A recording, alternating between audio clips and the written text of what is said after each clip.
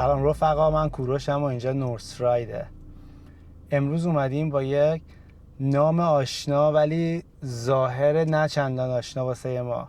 امروز اینجا این با جنسیس G70 مدل 2025، آخرین مدل این ماشین از کمپانی جنسیس. همونجور که میدونید جنسیس یه مجموعه هیوندای و سعی میکنه که ماشینای لاکچری تری رو نسبت به هیوندا بزنه. امروز اینجاییم تا با همدیگه این جنسیس G70 2025 رو بررسی کنیم و ببینیم که کره‌ای‌ها چه حرفی واسه گفتن دارن، مخصوصا وقتی صحبت ماشینای سدان لاکچری میشه. همیشه ذهن ما میره سمت ماشینایی مثل بنز و بی ام و که خیلی توی بازار معروفن و همیشه اون سدان لاکچری و خفنی که توی بازار میارن. جنسیس G70 یه موتور 2.5 لیتری توربو داره و توانی که این موتور تولید میکنه 300 هورس پاور است که توان خیلی خوبیه و اینکه 421 نیوتن متر هم تورک این ماشینه و یه گیربکس 8 سرعته اتومات داره. دو تا شیفترین پشت داره که این گیربکس توان رو منتقل میکنه به 4 تا چرخ، یعنی این ماشین آل ویل درایوه و 100% یک فیلینگ رانندگی خیلی خوبی رو میتونه داشته باشه، مخصوصا که سدان 300 اسب بخار تولید میکنه. حالا امروز اینجا با هم دیگه این ماشین رو بررسی کنیم، نقاط قوت، نقاط ضعفش و قیمتی که توی بازار داره. الان $56,000 کانادایی قیمت گذاری شده این ماشین که به اضافه تکس و حالا تمام اون فیایی که دیلر فی و اینا داشته باشه قیمتش به تقریبا میشه گفت $60,000، نزدیک به $60,000 میرسه که قیمت همچین کمی هم نیستش واسه یک سدان. امروز اینجا با هم دیگه بررسی کنیم ماشین رو. همونطور که داخل کابین رو میبینید، چیزی که نسبت به جنریشن قبلیش یا همون سال قبلیش میشه گفتش تغییر پیدا کرده، اولین چیز این پایین هستش که میبینیم کلایمت کنترل رو دیجیتال کردن که تو مدل قبلیش نبود. یه سریا منتقدن نسبت به این قضیه و میگن که این دکمه ها رو دوست داشتن که راحت‌تر باشه اگر تاچ نبود. سلیقه‌ایه، تقریبا میشه گفتش که بستگی داره که شما طرفدار اون تاچ پدا باشید یا نه دکمه دوست داشته باشین، دکمه های بزرگ و چانکی. شیدش برقیه، باز و بسته میشه. سانروف تقریبا خوش سایزش باحال، من با سایزش اوکی ام. اگه باز بشه سانروفه که آره باز میشه، الان سایز باحالی داره سانروف خوبیه.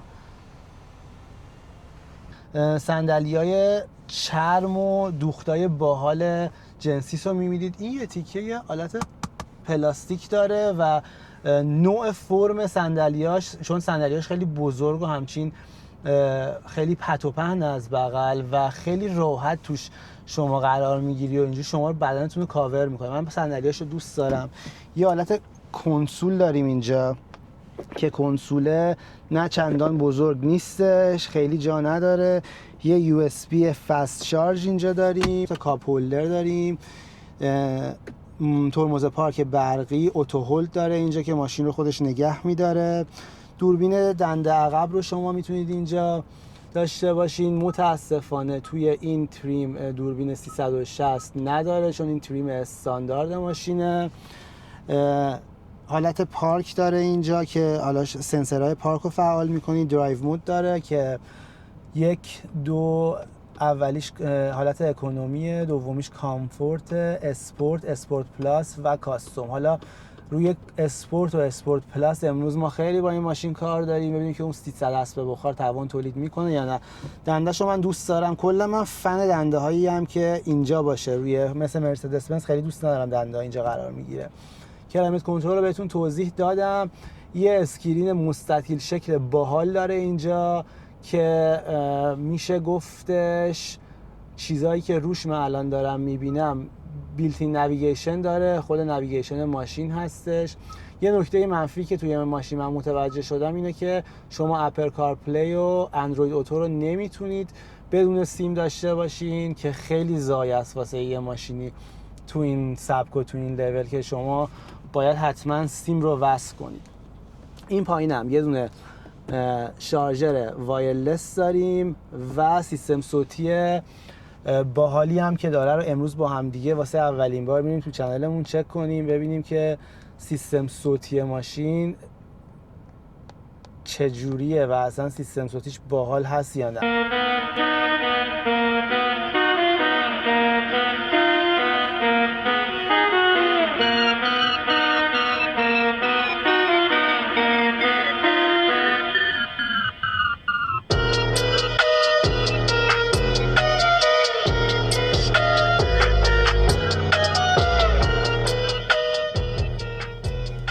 باحال بود سیستم صوتیش. سیستم صوتی استاندارد این ماشین داره و وقتی رو صداش رو زیاد می‌کردی سیستم صوتی باحالی داشت، رو صدای زیاد خیلی خشخش نکرد. چیزی که اینور داریم می‌بینیم آینه ها کاملا برقی بسته میشه.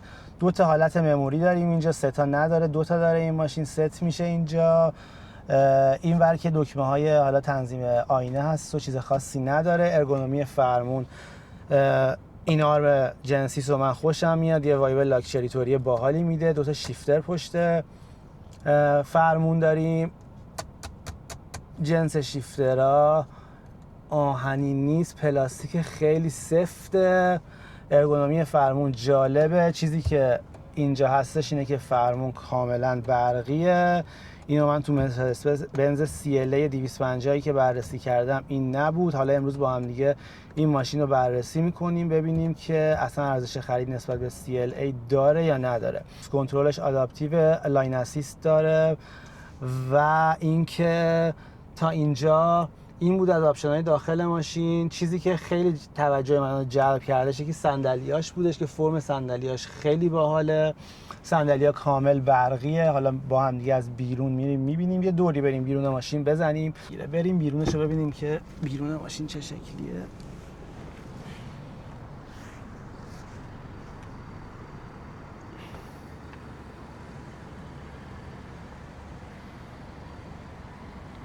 رنگ سفید ماشین رو داریم امروز. چراغای جلوش 2 تیکه، این 2 تیکه بودن چراغای جلو رو من خیلی دوست دارم. اینا پلاستیکی هن، یه ذره ناامید کننده بود. این 2 تا چراغ جلوش خیلی حس خوشگلی دارم. من عاشق طراحی ماشینم. واقعا کره‌ای‌ها توی طراحی خیلی دارن پیشرفت میکنن. رینگ‌های 19 اینچی، لوگوی خود جنسیس رو میبینید. ماشین طراحی کشیده و خیلی باحالی داره. آینه ها گفتم برقیه. حالا توی شب یه آپشنی که داره اینه که اینجا یه حالت نور داره و آرم خود جنسیس میفته روی ماشین، میفته روی زمین که خیلی باحاله. رینگ‌های 19 اینچی، طراحی پشتش فوق‌العاده باحاله. یه طراحی اسپورت و چشم‌نواز. من خیلی چراغاشو دوست دارم. 2 تا این حس این چراغا رو که از هم جدا کردن، 2 تا چراغ مختلف گذاشتن، خیلی چیز جذابیه واسه من. 2 تا اگزوزا رو می‌بینید که این ور و این ور. بذار ببینیم جفتشم اگزوز واقعیه.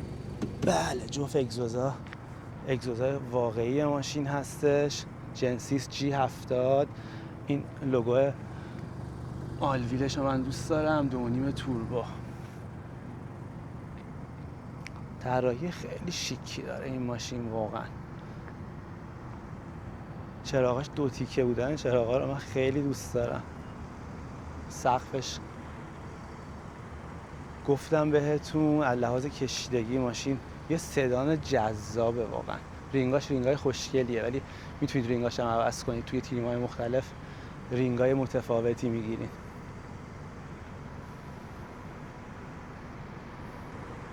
بریم پشت ماشین یه نگاهی به پشتش بندازیم ببینیم که این سدان کشیده‌ای که از بیرون کشیده از پشتش چجوریه و جا داریم واقعا یا نه. پشتش حس خوبی میده. این صندلی من عقب، اگر عقب باشه مثل همیشه جا نداریم. 2 تا ونت کولر داریم اینجا. یه 2 تا USB فست شارژ داریم. 2 نفر میتونن بشینن اینجا استفاده کنن از گوشیاشون بدون اینکه مشکل فست شارژ داشته باشن. اینور یه آرمرست داریم با 2 تا کاپ هولدر با حال این حالت پلاستیکه ولی یه حس فلستور باحالی میده. این آرمرست اینجا عرضم به حضورتون که اگر صندلی یه ذره جلو باشه خوبه، ارتفاع تا سقف من خوبه، ونت کولر داره، تنظیمات دیگه ای نداره، حتی گرم کن صندلی عقب متاسفانه این ماشین نداره با اینکه لاکچریه. این یه نکته منفی ماشین میتونه باشه. ولی از لحاظ سایزی اگر صندلی‌ها رو خیلی ندید عقب، به فکر عقبیا باشین، من میتونم یه چند ساعتی اینجا بشینم، حداقل واسه مسافرت میتونم بشینم، ولی 3-4 ساعت بیشتر نمیتونم و به شرط اینکه آقای راننده خیلی مثل من نباشه، صندلی رو نده عقب. با حال یه حس لاکچری بودن رو بهت منتقل میکنه با این چرم خوش‌دوختی که داره. من چرمش رو دوست داشتم. بریم جای دیگه ماشینم ببینیم. اینجاش که به نظر من مثبت بود، حداقل اینکه جا داشتش. سدانا الان جدیدن هیچ کدومشون جا ندارن عقبشون.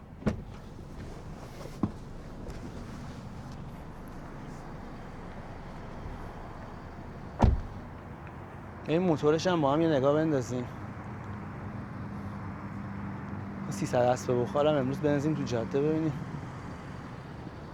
تعریفش رو زیاد شنیدیم، جنسیس ها همیشه.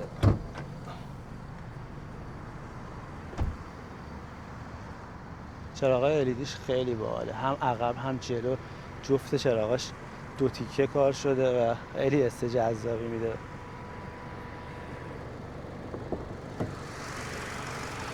این موتور 2.5 لیتری توربوش هست، تک توربو، 300 اسب بخار توان تولید میکنه و میرسه به اون گیربکس 8 سرعته‌ای که داره و 4 چرخ رو میچرخونه.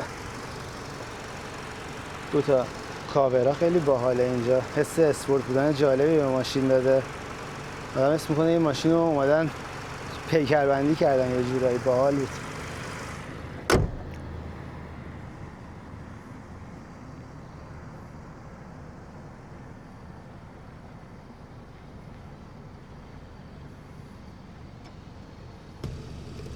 کاملا برقیه بالا پایینش، حتی اونجا گودی کمر هم پر میکنه، میاد بالا، جلو عقب. اون ورم باید برقی باشه. این خودش خیلی آپشن خوبیه. خیلی از ماشینا رو من دیدم که ندارم، فقط واسه راننده هستش برقی بودنش. ببینیم، بله این ورم این کاملا برقیه که این خیلی نکته باحالی بود. 2 طرفا برقی گذاشته و واقعا شما پول این آپشنا رو میدین دیگه. این دوربینش هست، دوربین 360 نداره. صندوقش صندوق بدی نیست. یه اسپر تایر داریم اینجا. ارتفاع اصلا ارتفاع خوبی نیست، از لحاظ سایزی ارتفاعش اینجا خیلی کمه، شما خیلی چیزی رو نمیتونید داخلش بذارید. یه اسپر تایر داره، گودی هم خیلی نداره صندوقش. یه صندوقیه که مسافرت بری یه ذره به مشکل میخوری از لحاظ سایزی. 2 تا چمدونم فکر نمی کنم اینجا جا بشه اصلا. یه دونه شاید به زور چمدون جا بشه داخلش. تو این تریمش دکمه نداره، تو تریمای بالاترش صندوق اتومات هستش، این صندوق اتومات نداره. ولی سایز صندوق من خیلی دوست نداشتم، سایز کوچیکی بود. لوگوی جنسیس رو میبینید، خوشم میاد من از لوگوی جنسیس. طراحی جلوش هم بازم چراغای 2 تیکه زنون لایت و 2 تا چراغ داره. من اینو این طرح 2 تا چراغ داشتنش جدا از همه خیلی دوست دارم. رینگای 19 اینچی با بج جنسیس، لاستیکاش هم میشلینه که مطمئناً توی جاهای مختلف ممکنه متفاوت باشه. چیزی که میگی آل سیزن هم هستش خود لاستیکاش.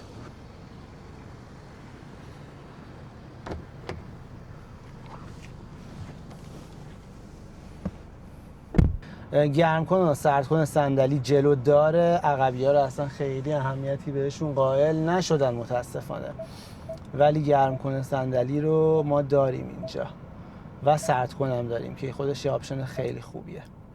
حالا بریم با هم دیگه دوری بزنیم و ماشین رو بندازیم ببینیم که حس رانندگی با این جنسیس G70 2025 چجوریه. جنسیس تو ایران هم خیلی معروف بودش، هم از لحاظ شتاب و قدرت یه تایمی خیلی استر کردش این ماشین و هیوندا و کره هم همیشه معروفن دیگه، آپشنایی که میدن به ماشینا و یه جورایی فول آپشن میکنن، ولی باید طرفدار ماشینای کره‌ای باشین یه جورایی واقعا.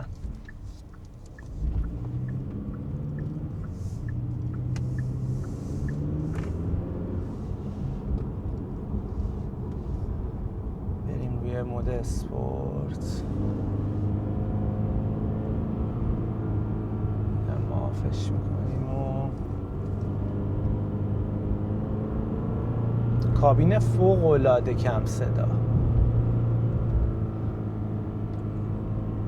کابین فوق العاده کم صدا. من حتی از بنز CLA هم که ویدیوش توی ماشین هستش، توی کانال هستش، حس کابین کم صداتری رو داره، خیلی صدا رو گرفته، صدای خیلی زیادی داخل نمیاد، من اصلا صدای زیادی حس نمی‌کنم داخل کابین. خب خودش این نکته مثبتیه. دیدم نسبت به جاده عالیه، دوتا آینه های بغل دارن کار میکنن، فوق العاده دید خوبی به من داده. یه کوچولو فقط باید تنظیمشون کنیم.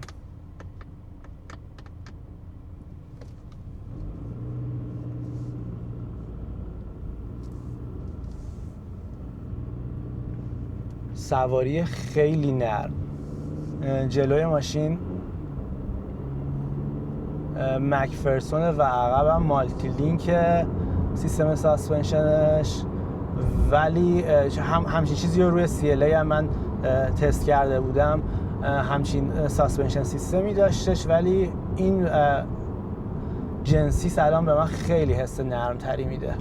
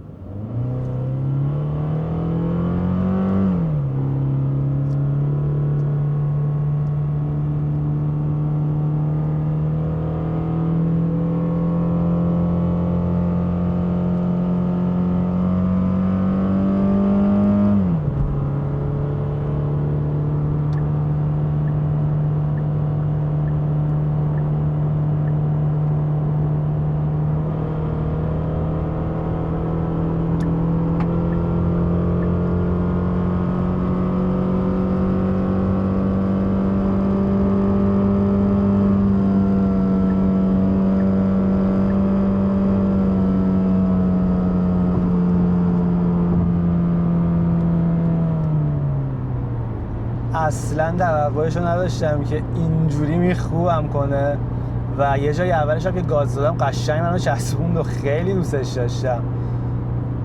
شتاب خوبی داره، با اینکه تک توربو عالی شتاب گرفت ماشین. روی حالت اسپورت پلاس الان دیگه بیشترین پرفورمنسی که داره رو داره میده ماشین و این خیلی خودش باحال بود واسه من. اولین باریه که با جنسی 2025 مواجه شدم، یه جورایی قشنگ به من گفتش که نه دارم حرف واسه گفتن. بریم یه تست دیگه بگیریم.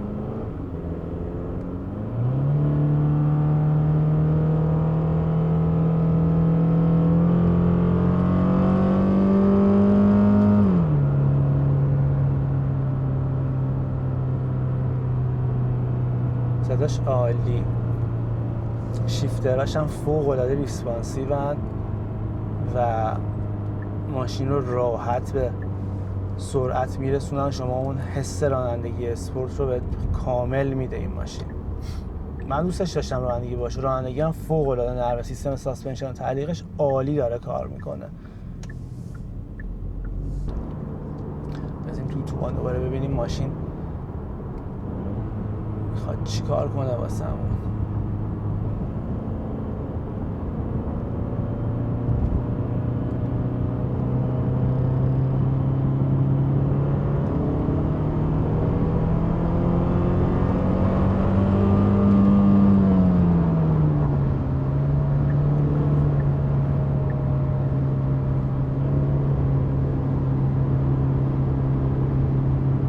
شتابش خیلی خوبه، من واقعا دوست دارم. با شیفترها کار میکنی خیلی ریسپانسیو، 4-5 نگرت میدارن و اون حس رانندگی رو بهت میدن. 4 طرف ماشین رادار داریم ما، دور تا دور ماشین سنسر وجود داره. دوربین 360 تو این تیم که بیس لاین هست نداره، رادارها رو داره. بلایند اسپات دو طرف، یعنی نقطه کور رادار نقطه کور رو داره. از لحاظ نرمی ماشین فوق العاده ماشین نرمیه و من اینو دوست دارم. رانندگی، حس رانندگی باشه دوست دارم. شما ضربه ها رو خیلی حس نمی‌کنی توی جاده.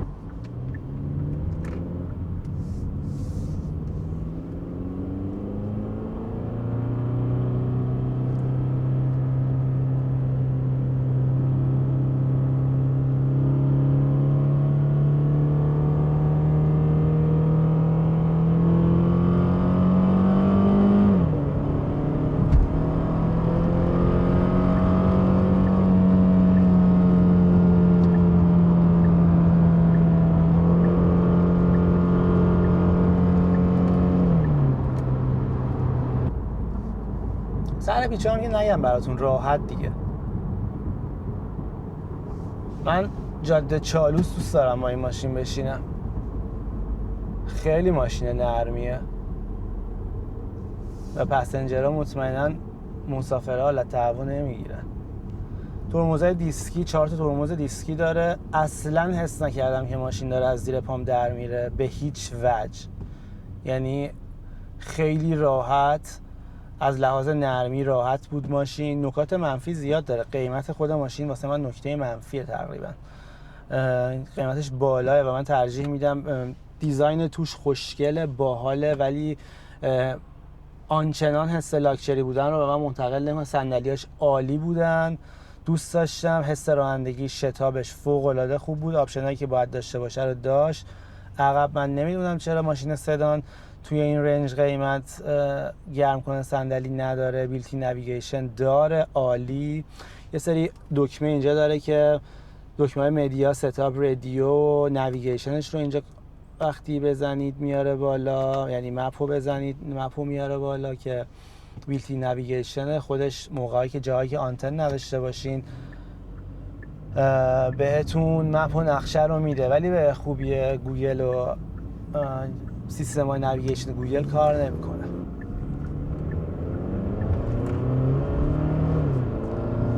خوب گاز میخوره و میکنه، راحت هم میکنه. من این کندن ماشین رو دوست داشتم.